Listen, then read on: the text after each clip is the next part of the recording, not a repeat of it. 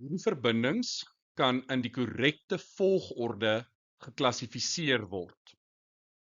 Die korrekte antwoord is D. Karboksielsuur, alkaan, aldehied, ketoon.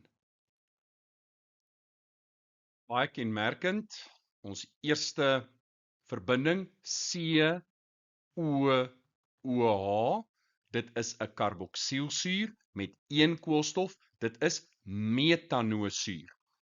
Volgende het ons 'n versadigde, daar's net enkel bindings, koolwaterstof en hierdie is propaan want daar is 3 koolstowwe. Volgende het ons die aldehied.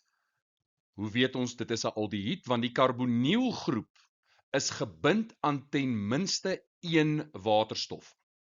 So dis 'n aldehied met 1 koolstof, ons noem dit metanaal.